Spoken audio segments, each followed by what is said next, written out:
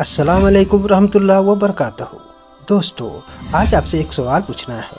क्या आपने कभी किसी ऐसे शख्स को देखा है जिसने अपनी पूरी ज़िंदगी एक इमारत बनाने में गुजार दी और जब वो इमारत खड़ी हो गई तो उसे ही उस इमारत से बाहर निकाल दिया गया। अजब दौर आ गया है ना। जिस बाप ने अपनी छाती पर सुलाकर आपको बड़ा किया, आज उस बाप की खांसी से बच्चों की नींद खराब हो जाती है।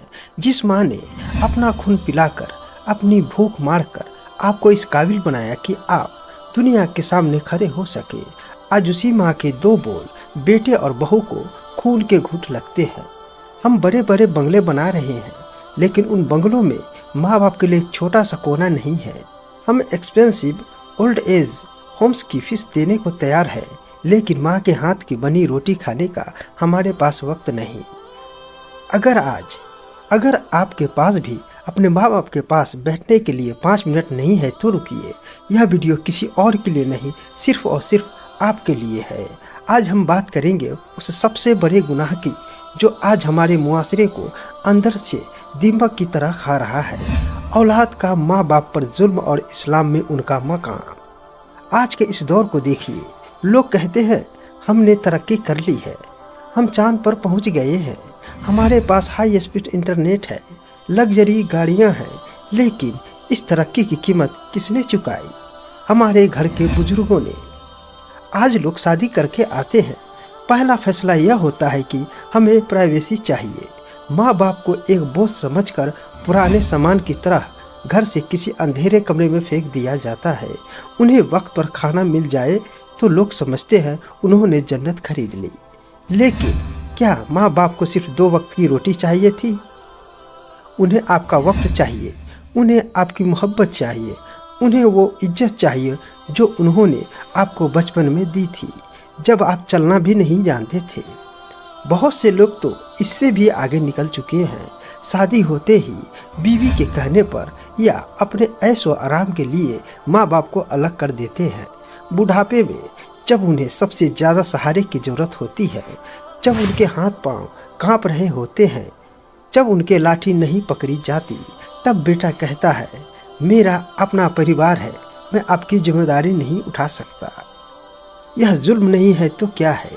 याद रखिए, उनका दिल दुखाना, उन्हें रुलाना, उनकी बेइज्जती करना, यह वो कर्ज है जो इसी दुनिया में चुकाना पड़ता है। चलिए देखते हैं कि हमारा रब जिसने हमें पैदा किया वो माँ बाप के बारे में क्या फरमाता है। अल्लाह सुब्हानहू व तआला ने कुरान करीम में अपनी इबादत के फौरन बाद अगर किसी चीज़ का जिक्र किया है तो वो माँ बाप के साथ अच्छा सलूक है। सूरह अल इसरा आयत नंबर 23 में अल्लाह फरमाता है, और आपके रब ने फैसला कर दिया है कि तुम उसके सिवा किसी की इबादत ना करो और माँ बाप के साथ भलाई करो। अगर उनमें से एक या दोनों आपके सामने बुढ़ापे को पहुंच जाए तो उन्हें उफ भी न कहना और न उन्हें झिड़कना और उनसे बात नर्म लफ्जों में करना। सुभान अल्लाह। जरा इस आयत पर गौर कीजिए। अल्लाह ने यह नहीं कहा कि उन्हें मारो मत या उन्हें घर से मत निकालो। अल्लाह ने फरमाया जब वो बूढ़े हो जाए तो उनके सामने उफ भी मत कहना। उफ का मतलब है कि उनकी किसी बात पर चिढ़कर अपने चेहरे पर सिकन भी मत लाना। आज हमारा हाल क्या है? माँ अगर एक ही सवाल 2 बार पूछ ले तो बेटा चिल्ला कर कहता है आपको एक बार में समझ नहीं आता, आप बूढ़े हो गए हो, आपका दिमाग खराब हो गया है। नौजुबिल्लाह। जिस माँ ने आपको बोलना सिखाया, जब आप बचपन में एक ही खिलौने के लिए 100 बार रोते थे, उसने कभी चिढ़कर आपको नहीं भगाया, और आज आपके पास उनके 2 सवालों का जवाब देने का हौसला नहीं है। हमारे नबी मोहम्मद सल्लल्लाहु अलैहि वसल्लम ने माँ बाप की नाशुक्री और उन पर जुल्म करने वाले के लिए सख्त तरीन चेतावनियाँ दी है। पहला, जन्नत का दरवाज़ा। एक बार एक शख्स अल्लाह के रसूल सल्लल्लाहु अलैहि वसल्लम के पास आया और जिहाद में जाने की इजाज़त मांगी। आपने उससे पूछा क्या तुम्हारी माँ जिंदा है? उसने कहा हाँ। आप सल्लल्लाहु अलैहि वसल्लम ने फरमाया उनकी खिदमत करो क्योंकि जन्नत उनके कदमों के पास है। सुनन अन-नसाई। दूसरा, जिब्रील अलैहिस्सलाम की बद्दुआ। एक मशहूर हदीस है, रसूलुल्लाह सल्लल्लाहु अलैहि वसल्लम मिंबर पर चढ़ रहे थे और आपने 3 बार आमीन कहा। सहाबा ने पूछा, या रसूलुल्लाह, आपने आमीन क्यों कहा? आप सल्लल्लाहु अलैहि वसल्लम ने फरमाया कि जिब्रील आए थे और उन्होंने बद्दुआ की, हलाक हो जाए वो शख्स जिसने अपने माँ बाप को बुढ़ापे में पाया, दोनों को या किसी एक को, और जन्नत में दाखिल ना हो सका। और मैंने कहा आमीन। सही अल बुखारी। दोस्तों जरा सोचिए, जिब्रील अलैहिस्सलाम बद्दुआ कर रहे हैं और 2 जहान के मालिक रहमतुल लिल आलमीन उस पर आमीन कर रहे हैं। क्या ऐसा शख्स कभी दुनिया या आखिरत में कामयाब हो सकता है? हरगिज नहीं। तीसरा, गुनाह की सज़ा इसी दुनिया में।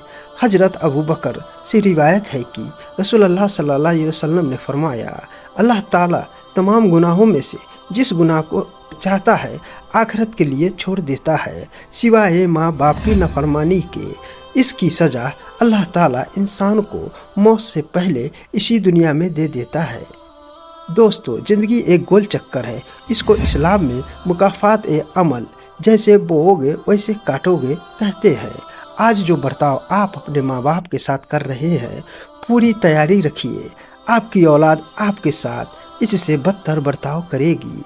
माँ बाप का दिल दुखाकर आप कभी खुश नहीं रह सकते।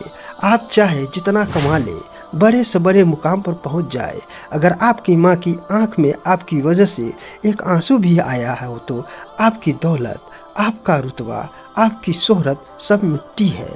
मैंने ऐसे बच्चों को देखा है जो माँ बाप को रुलाते हैं और फिर उनके बच्चे उन्हें लाठी लेकर घर से निकाल देते हैं।